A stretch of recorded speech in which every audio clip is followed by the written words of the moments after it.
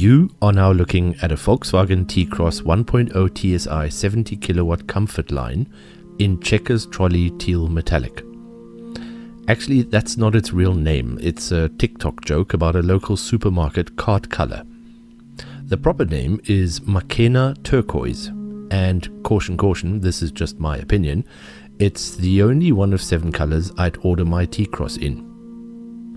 To continue with some random information, I can confidently tell you that this polo-sized city SUV hit our southern African markets like a hurricane. The media went nuts, the public was stirred into a frenzy, and in the middle of all this I got a phone call from a neighbor's relative to ask if the T-Cross was any good.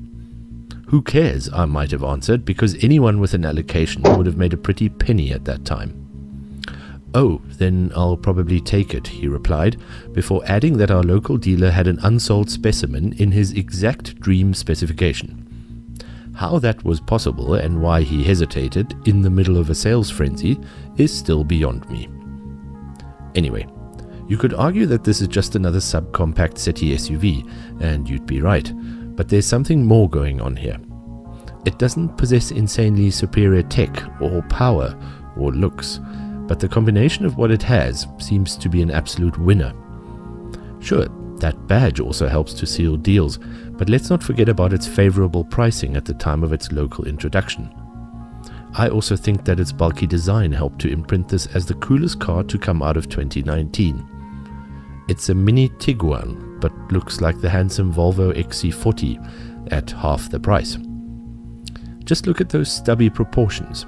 The chunky front bumper and almost non-existent rear overhang. The creases, those wheel arch contours, the grille and headlight chrome play, those Bauhaus rear view mirrors, and its most distinguishing feature, the futuristic rear light clusters flanked by a bold black light bar. Geez, it's quite good looking actually. That also goes for the interior, where Volkswagen's more simplistic design language has you observing smoother surfaces and minimalist design. Sure, it's not quite on the quality levels of a Volvo, but for the price you simply can't go wrong. The cloth seats in our test unit felt spongy yet supportive, while cabin build quality was also commendable. As for driving this mini SUV, besides a tricky clutch biting point, I cannot report about any true negatives. The remaining pedals, most switchgear, its steering mechanism and the manual gearbox of this model are super easy to operate and provide sufficient feedback for a vehicle of this ilk. That manual transmission is a clue, by the way. Most of the more posh and powerful T-Cross models can only be had with automatic transmissions, while this 1.0 TSI 70 kilowatt Comfortline derivative is shipped with 5 do-it-yourself gears and an optional R-Line kit as fitted here. Ride quality? Textbook split between sporty handling and acceptable comfort. More important for local buyers will be the 3-year 120,000 kilometer warranty and optional service plan. Other vital stats include a 377 litre boot, 1,130 kilogram curb weight, 590 kilograms maximum payload, 5.4 litres per 100 kilometer claimed average consumption from the 40 litre petrol tank, and a total length of just 4.23 meters. VW SA claims a top speed of 180 kilometers an hour and 0 to 100 time of 11.5 seconds. Our best effort was a pleasing 11.58. Braking from 100 kilometers an hour took an equally acceptable 3.07 seconds and 39.22 meters. And yes, those aren't amazing values, but no, unless you're a complete speed demon, this car's 175 Newton meters won't disappoint.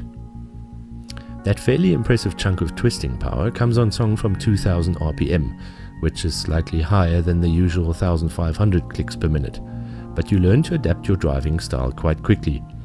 The torque curve also remains fairly flat or stable, unlike the clumpy power delivery of some T-Cross competitors, which means that if you stay in this car's optimum power band, it never leaves you wanting more. Overtaking at or above highway speeds may test your patience, but that's also why VW didn't fit a 6th gear and kept this car's final ratio at a comparably high engine RPM, so that it pulls better when trodden on. So, final verdict: should you buy a Volkswagen T-Cross? Well, we think that this compact SUV is very deserving of its initial hype. It's stylish, reasonably luxurious, good value, fairly peppy and economical, easy to live with, has a decent amount of kit, and offers a smooth ride. Unlike the odd Checkers trolley.